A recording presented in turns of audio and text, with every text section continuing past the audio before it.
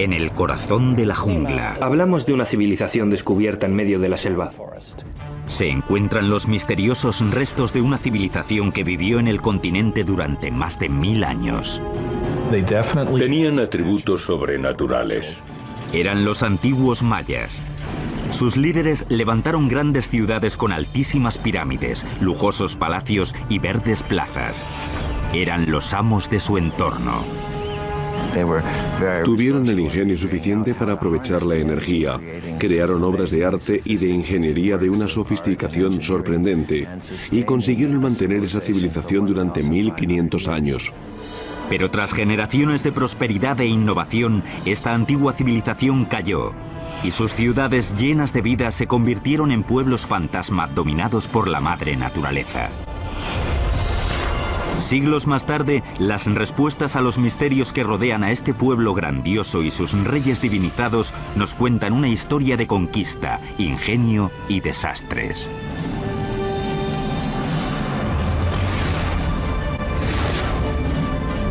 La construcción de un imperio, los mayas.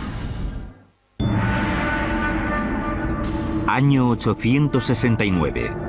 En las tierras bajas de la selva guatemalteca, los mayas empiezan a estar desesperados. La comida y el agua escasean.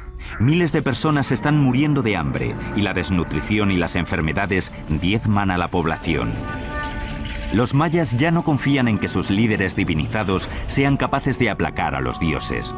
La inestabilidad política se extiende por los reinos y una a una las grandes ciudades-estado son abandonadas. La gran civilización maya se desmorona.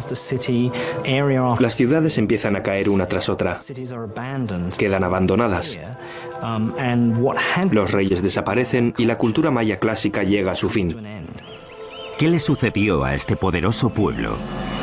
Los expertos siguen sin tener respuestas claras.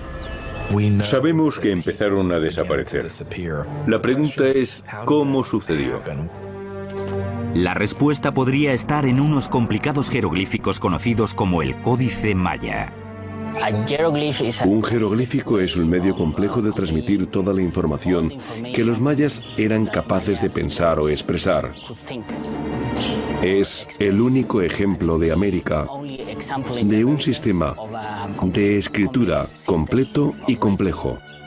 Hoy, estos símbolos criptográficos nos cuentan una historia de guerras salvajes, dirigentes poderosísimos y la gloria y la caída de un pueblo enigmático. Hola, soy Peter Weller. Estoy en un templo impresionante en el corazón de la selva del sur de México, cerca de la frontera con Guatemala. Esto es el centro de la antigua civilización maya.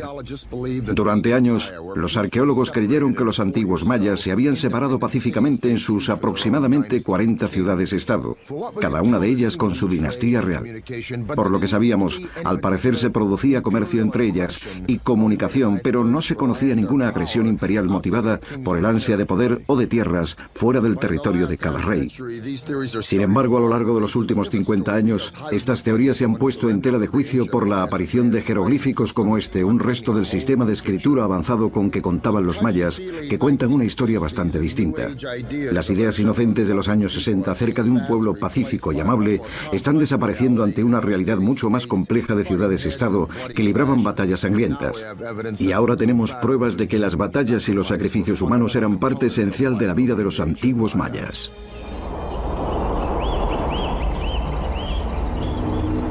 Pero la civilización maya no se convirtió en una compleja red de ciudades-estado de un día para otro. Los mayas aparecieron probablemente unos 2000 años antes de Cristo. En el año 500 a.C., la población aumentaba y las pequeñas comunidades se estaban convirtiendo en los primeros asentamientos mayas importantes en América Central. En el año 250 a.C. ya existían reinos organizados que dominaban la región, liderados por hombres poderosos. Tenían dirigentes poderosos. Competían entre sí y a veces esto llevaba a la guerra.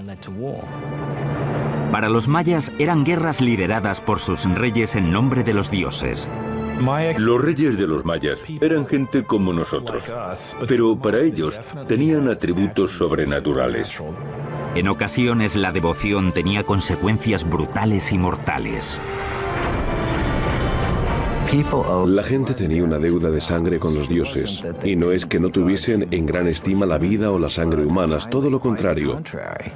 La sangre y la vida humanas eran lo más valioso y lo más sagrado que se podía ofrecer a los dioses para pagar la deuda de sangre adquirida por la creación. El derramamiento de sangre y los sacrificios humanos dominaban la estrategia de los reyes. Elegían a sus aliados y atacaban a sus vecinos siempre pensando en aplacar a sus dioses y seguir siendo autónomos.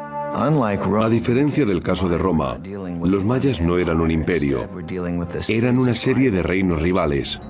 En el siglo III después de Cristo, la civilización maya florecía. Ninguna de las ciudades consiguió dominar a las demás, pero sí había un centro de poder que destacaba. Se llamaba Tikal. Tikal es una de las pocas ciudades que destacaron en el periodo preclásico, antes de Cristo, y que después siguieron siendo fuertes hasta el final del periodo clásico. Es una ciudad que nunca decayó. Pero en el siglo VI, un nuevo poder, la ciudad de Calakmul, amenazó la prosperidad de Tikal. Los mayas tenían dos grandes capitales dinásticas, Calakmul y Tikal. Estas dos ciudades estaban enfrentadas. Al parecer, fue Calakmul la que empezó a establecer alianzas alrededor de Tikal, básicamente cercando a su enemigo. Fue un líder visionario y ambicioso quien creó un centro de poder militar capaz de derrotar a Calakmul. Se llamaba Yikin Khan Kawil. Construyó una de las estructuras más representativas de los mayas, una pirámide que resistió al paso del tiempo, el Templo del Gran Jaguar. Los monumentos más valiosos eran los que requerían mucho esfuerzo. Una gran pirámide era indicativa de poder, de fuerza, de prestigio. Era una forma de atraer a la gente a la ciudad porque demostraba que eras un líder poderoso. La construcción en un entorno semitropical con materiales rudimentarios suponía todo un reto, sobre todo cuando se pretendía construir en vertical con tecnologías de la Edad de Piedra. Los mayas desconocían casi todas las tecnologías que asociamos con las grandes construcciones de piedra. No tenían bestias de carga. No tenían herramientas de metal. Lo que sí tenían los mayas era un suministro casi ilimitado de piedra caliza maleable y mucha mano de obra.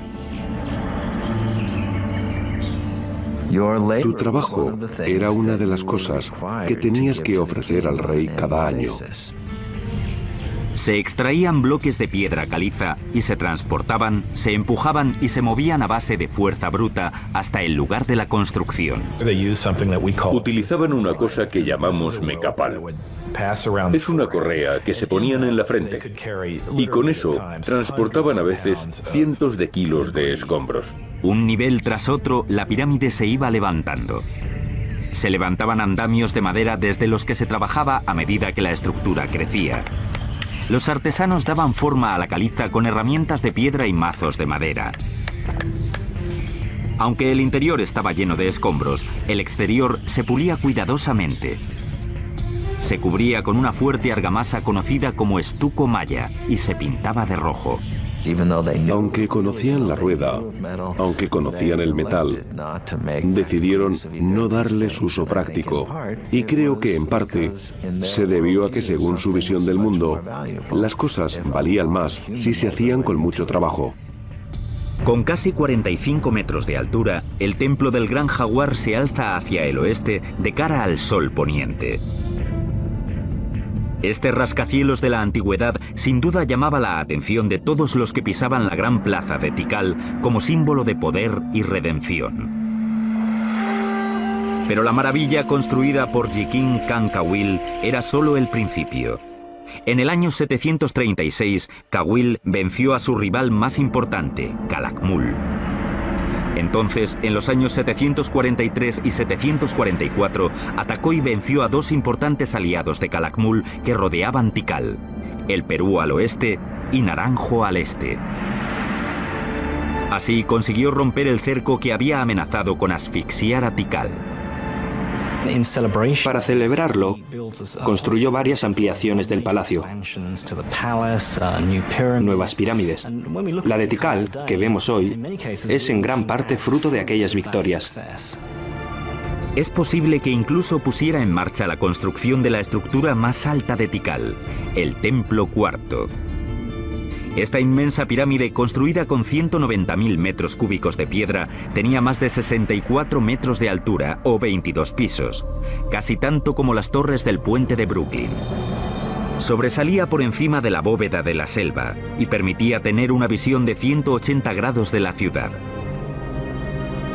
A lo lejos, otras ciudades mayas construían ambiciosas estructuras. Pero en aquel momento, con el rey Jiquín Cancahuil en el poder, Tikal era el centro indiscutible de la civilización maya. Aunque la ciudad no era la única. Lejos de allí, a unos 400 kilómetros al oeste, otra dinastía se dedicaba a levantar una gran acrópolis. Allí, en el siglo VII, surgió un ambicioso rey que convirtió una de las ciudades más húmedas del mundo en la meca de la arquitectura del Nuevo Mundo.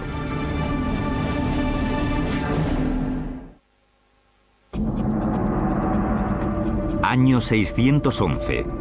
En los límites del mundo maya, al sudeste de México, una ciudad llamada Palenque está contra las cuerdas. Intentan defenderse a la desesperada de las fuerzas de Calakmul, la misma ciudad que había derrotado a Tikal en el año 562. Las fuerzas de Palenque son derrotadas y el rey muere sin heredero. Los reyes mayas se consideraban divinos, por lo que su linaje era clave para la supervivencia. El fin de una dinastía solía traer la desgracia. Sin embargo, en ese momento crítico, estaba a punto de empezar una de las campañas de construcción más importantes de la historia maya, en Palenque. Y el rey que la impulsó fue un desconocido hasta mediados del siglo XX.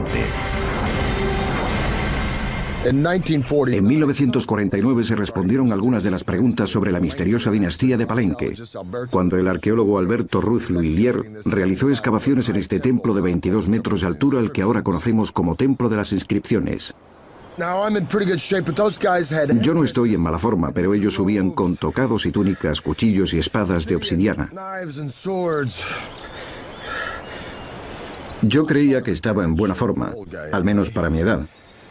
Pero no sé cómo conseguían subir ellos, ni cómo lo consiguió Alberto Ruiz. Aunque me quedan muchos escalones. Al llegar a este santuario, miró alrededor y vio esto.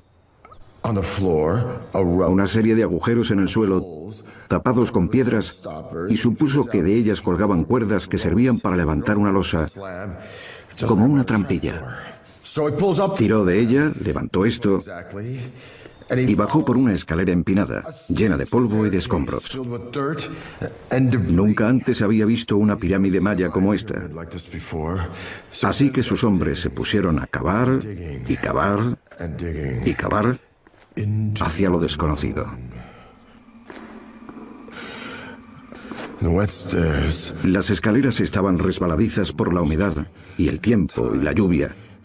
Pero al final llegó a un llano y allí descubrió que el camino continuaba y encontró puertas ocultas, pasadizos, indicios de que se habían hecho muchos cálculos y planes para construir esta estructura.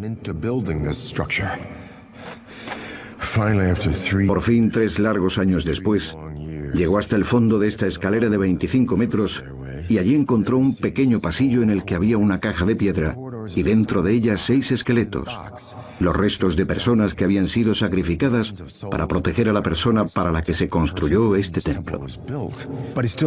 Pero no sabía quién era esa persona. Y al final vio una puerta enorme, una gran piedra triangular. Así que la abrieron y entraron. Y tras esa puerta triangular encontraron una cripta de unos 10 metros de largo y 7 de alto. Y dentro de la cripta, un sarcófago enorme tallado de un solo bloque de caliza. Y encima del sarcófago, una enorme losa con grabados de un rey. Este lado, por cierto, está cubierto de cinabrio, de color rojo, venenoso al tacto, para evitar saqueos. Si los antiguos egipcios lo hubieran usado, quizá hoy se conservarían más antigüedades. Como decía, en este lateral está dibujado un escudo y en el santuario hay otro. La palabra maya para escudo es Pakal. De modo que Alberto Ruz había descubierto la tumba del rey maya más importante, Pakal el Grande. La ascensión de Pakal al trono en el 615 se produjo durante la época más crítica para Palenque. Al no haber heredero, los ancianos de Palenque recurrieron a una extraña, a una mujer de la realeza que vivía fuera del reino llamada Sac-Cook. La mujer regresó a Palenque con su hijo adolescente, Pakal. El futuro de Palenque pendía de un hilo cuando el joven fue coronado rey por su madre. Tenía solo 12 años. Ella cuidó del trono durante más de 10 años, hasta que él creció. Mientras crecía, el joven rey Pakal tuvo que divinizarse para legitimar su reinado. Proclamó que su madre era la personificación de la primera madre, que había creado a los hombres y a los dioses. Él, por lo tanto, era hijo de una diosa, una posición elevada que disipaba todas las dudas sobre su legitimidad. Seguramente era un hombre carismático, tuvo que serlo. No tenía ningún poder, tuvo que asentarse a base de carisma y decisión. Como recién llegado, alguien que tenía que demostrar su valía, tenía que ser lo más ostentoso posible. Así que construyó los edificios más grandiosos. Creó muchos patrones arquitectónicos nuevos. Para autentificar su linaje, Pakal se puso a construir nuevos edificios que revitalizaran su maltrecho reino.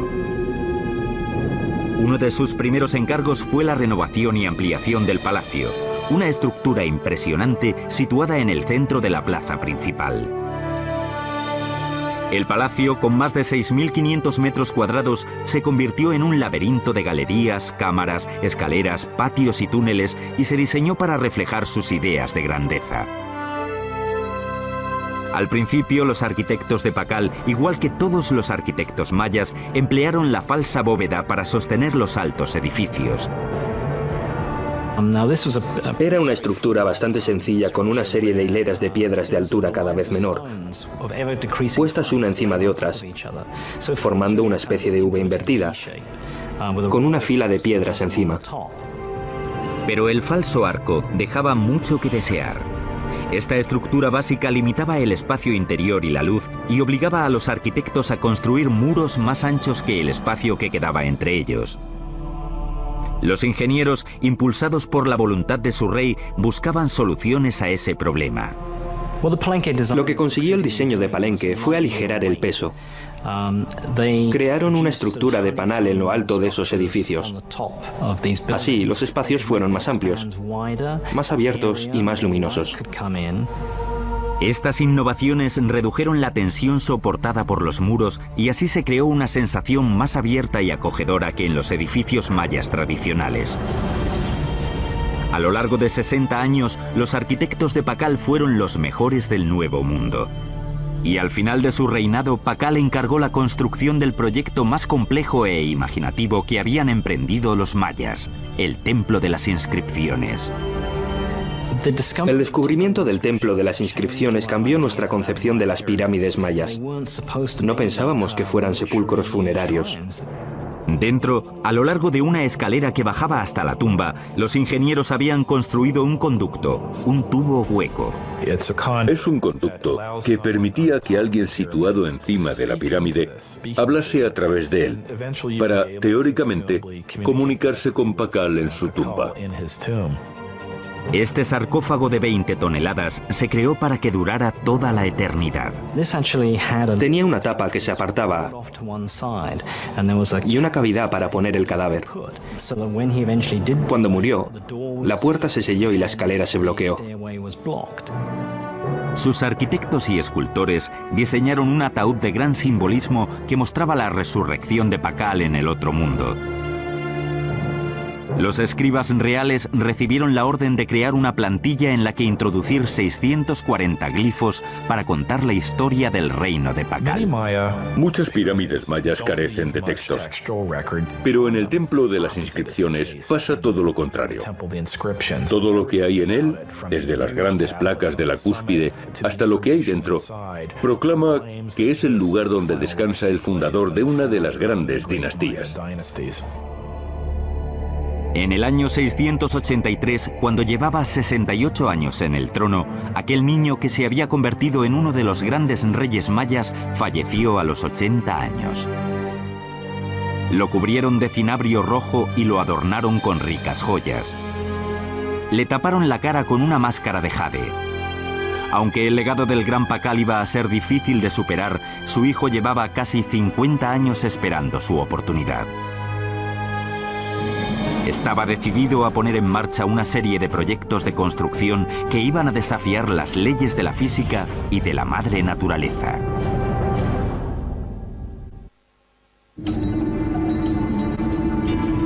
Año 684. El poderoso rey Pakal ha convertido Palenque en una de las capitales mayas más grandiosas de la historia. Tras 68 años en el trono, fue enterrado en una tumba que podría rivalizar con las de los faraones egipcios. Ahora es su hijo quien tiene que engrandecer el legado de su padre y labrarse su propio reinado. Se llamaba Kambalam. Pakal fue el fundador de la dinastía, pero su hijo la consolidó. Se encargó de asegurar la continuidad de esa dinastía. El rey, de 48 años, emprendió inmediatamente la construcción de un complejo de 3 pirámides que sería su legado a la historia. Diseñó y construyó el Grupo de la Cruz, uno de los grupos de templos ceremoniales más hermosos y complejos del mundo maya. Son sus monumentos conmemorativos, más altos que el palacio. Incluso en algunos aspectos superan las obras de su padre.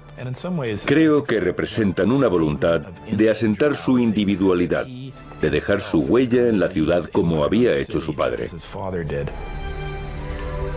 Encargó a sus ingenieros que levantaran 3 estructuras: el Templo de la Cruz, el Templo de la Cruz foliada y el Templo del Sol. Los ingenieros de Kambalam dieron un grandísimo paso adelante gracias al uso de unos sofisticados cálculos geométricos sin parangón basados en el sistema numérico creado por los mayas. Una de las cosas en la que los mayas se adelantaron a su tiempo fue en la creación del cero.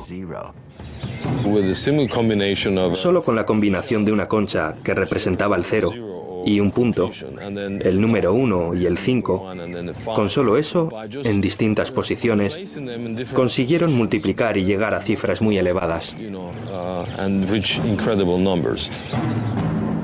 Los griegos y los romanos fueron grandísimos ingenieros, teólogos, historiadores y demás, pero su sistema matemático los limitaba mucho, porque no tenía cero. Lo irónico es que fueron capaces de hacer grandes obras públicas y filosofía y todo eso, pero comparados con los mayas, eran malos en matemáticas. Las matemáticas avanzadas de los ingenieros de Kambalam podrían haber incluido el descubrimiento de proporciones como la raíz cuadrada de los rectángulos y algo llamado el número áureo, una proporción natural que se da en los animales, la naturaleza e incluso el cuerpo humano, como la relación de 1 a 1,618. Si mides la distancia de la cabeza al ombligo y del ombligo a los pies, la proporción es muy cercana a 1,618, la divina proporción. Algunos expertos creen que esta proporción lleva miles de años apareciendo en construcciones en lugares como las pirámides de Giza en Egipto o el Partenón de Atenas. El hombre de Vitruvio de Da Vinci es un estudio de esa proporción.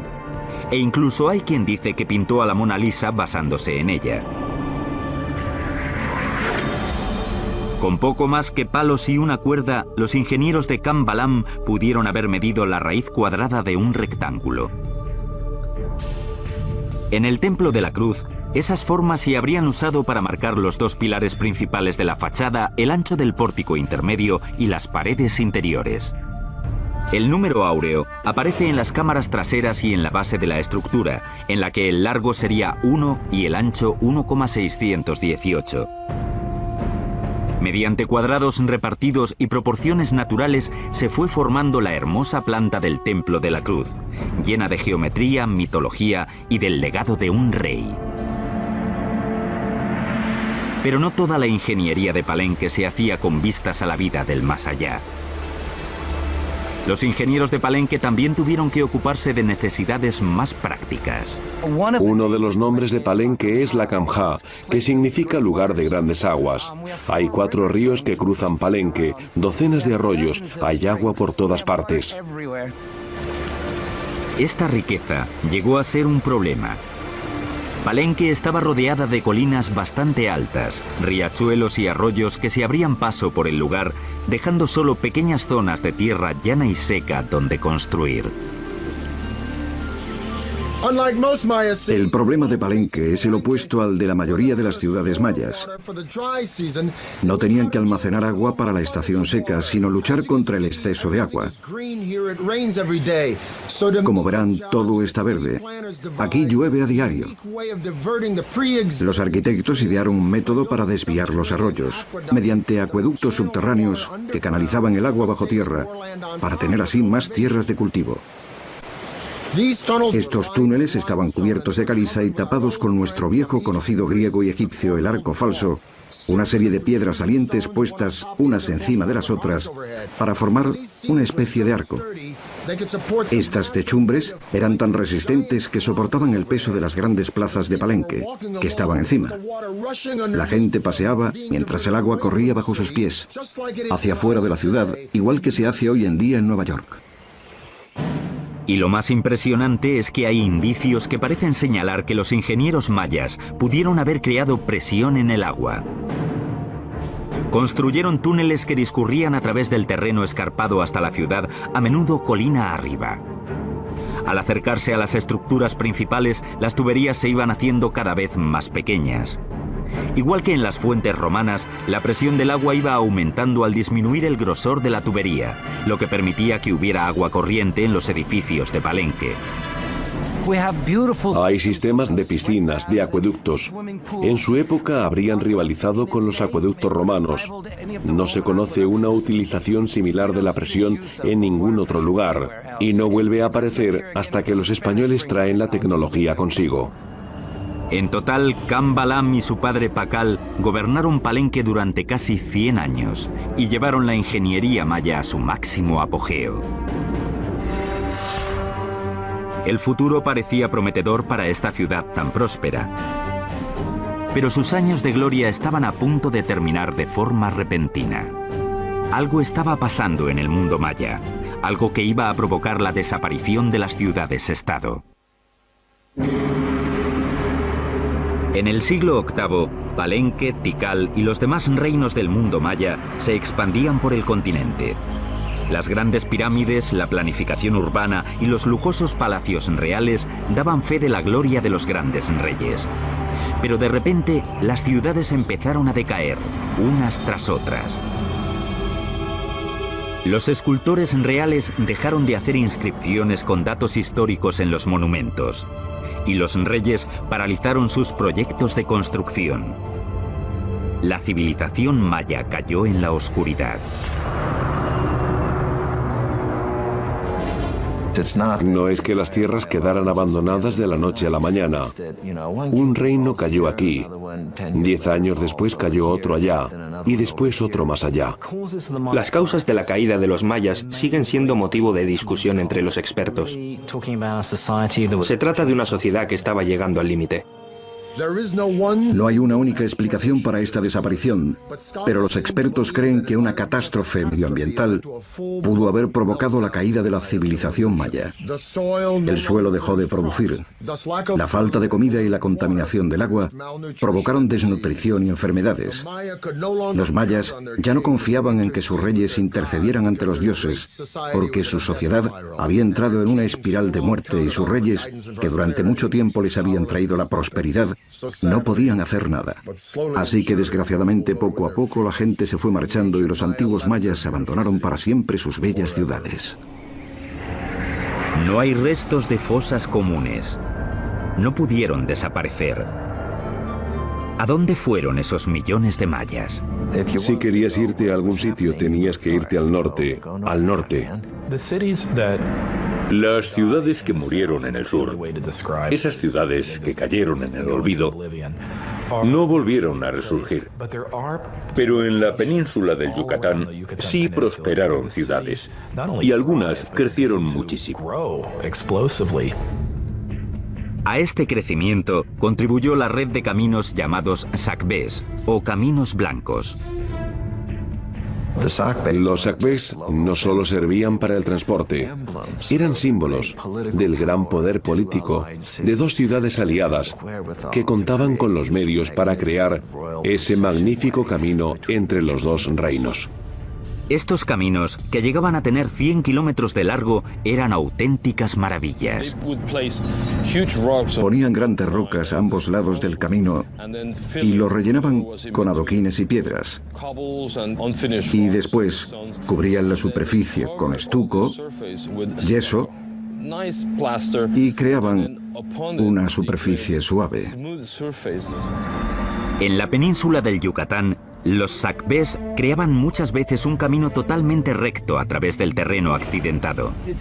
No es fácil crear una línea de 100 kilómetros que no se desvíe ni un solo grado. Me gustaría saber qué instrumentos usaron. No lo sabemos. Estos caminos permitieron el renacimiento y el comercio en el norte. Y allí es donde los supervivientes de las tierras del sur acudieron en busca de una nueva vida, a la ciudad llamada Chichén Itzá. Chichén Itzá se convirtió en la ciudad más grande y más poderosa entre el año 800 y el 1050, más o menos. Era una ciudad grandiosa, muy cosmopolita y seguro que se enorgullecía de tener esa fama. Uno de los edificios más importantes de esta ciudad era el Caracol, un observatorio astronómico. Los mayas estaban obsesionados con el tiempo y las estrellas, y se pasaron siglos mirando al cielo en busca de respuestas. Los mayas seguramente tuvieron un gnomon, que eran dos barras cruzadas. Mirando a la intersección de las dos barras podían enfocar un objeto. Con herramientas básicas, los mayas consiguieron estudiar el movimiento de las estrellas y los planetas y el paso del tiempo. Igual que el Stonehenge, ahí es donde se observaba la luna y el sol. La escalera frontal del edificio está orientada a 27,5 grados al noroeste y no está alineada con otros edificios, pero sí lo está casi perfectamente con la posición más al norte a la que llega Venus en el firmamento. El edificio se alineó perfectamente con los cuerpos celestes y sus movimientos, por ejemplo con el movimiento de Venus y los solsticios. En la torre más alta del edificio se siguen conservando 3 aberturas, pequeñas, estrechas y situadas de forma irregular, pero están alineadas con los astros. En el caracol, en su orientación, en su peculiar situación, en la alineación tan rara que tiene, se nota que se centraron en los movimientos de Venus.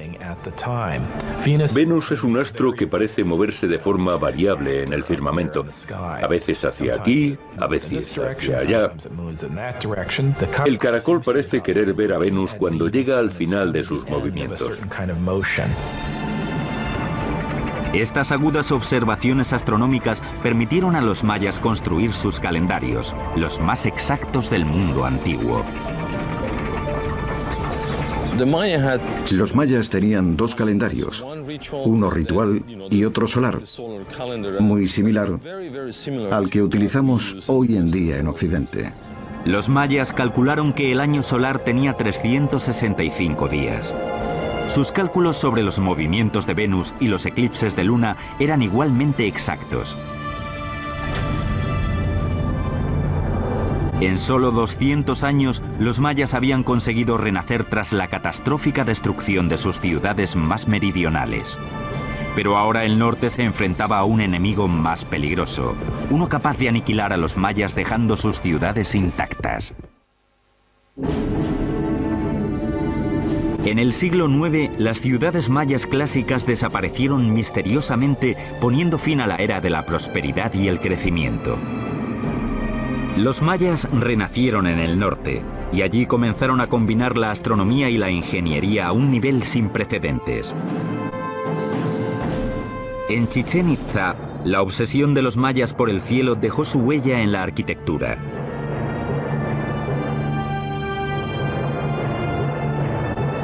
La piedra angular de Chichén Itzá era el castillo, un edificio de 30 metros construido en el siglo IX o X. Sus 365 escalones equivalen a los días del calendario maya civil. Los 52 paneles de cada lado representaban los ciclos mayas de 52 años. Los 9 niveles escalonados representaban los 18 meses del calendario solar maya. Y el eje del templo estaba situado estratégicamente de forma que 2 veces al año el templo proyectara una sombra concreta. Un maya que mirase hacia el sector noroeste del castillo vería una balaustrada y una combinación de sombras y luz en esa parte, justo antes de la puesta de sol. Se formaban varios triángulos de luz. Al final de la balaustrada había una cabeza de serpiente tallada, una serpiente que bajaba de los cielos, que indicaba la llegada de la estación de las lluvias. Para los mayas, este fenómeno era la manifestación de la deidad Kukulcán, la serpiente emplumada. Los mayas consiguieron localizar los equinoccios, el día del año en el que el día y la noche duran lo mismo. Todos los años, el 21 de marzo, se ve descender a Kukulcán. Alrededor del castillo, los edificios civiles fueron adquiriendo una nueva característica. Se hicieron más espaciosos, con una plaza abierta, templos, mercados, un campo de juego y columnatas. La columnata no solo servía para los banquetes. Es posible que también pudiera entrar la gente normal, según cual fuera la celebración, para ser testigos de la llegada de los comerciantes, los mercaderes. Estas columnas redondas con apariencia griega o romana se utilizaban como soporte estructural y fueron toda una innovación en el mundo maya. La ventaja de una columna es que te permite crear techumbres planas. Ya no tienes que gastar energías en crear edificios de piedra con falsas bóvedas que podrían caerse.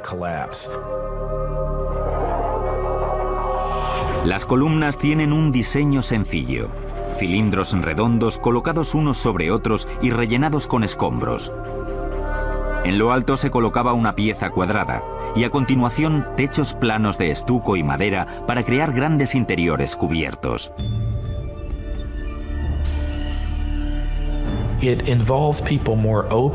Permite que la gente participe más en la vida del edificio y en lo que ocurre en su interior. Eso no pasaba con las pirámides mayas del periodo clásico, que pretendían ser exclusivas. Eran un espacio al que poca gente podía acceder. Las columnatas eran mucho más abiertas. Pero la atmósfera acogedora no duró mucho. Tras más de 200 años dominando el Yucatán, Chichén Itzá se enfrentó a un destino similar al de sus vecinas del sur. Se desplomó misteriosamente. Cuando los españoles llegaron a las costas de la península del Yucatán en 1517, todos los grandes centros del mundo maya habían sido abandonados. Sin embargo, los restos de la civilización maya seguían viviendo en pequeñas aldeas y opusieron una dura resistencia a los conquistadores.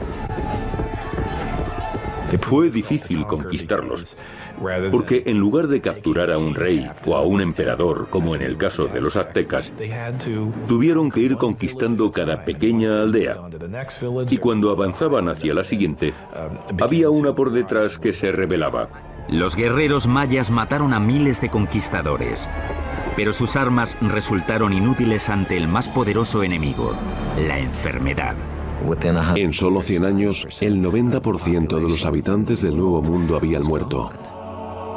Los mayas supervivientes fueron perseguidos. Fray Diego de Landa había llegado desde España para convertir a los mayas al cristianismo e imponía sus enseñanzas religiosas por la fuerza.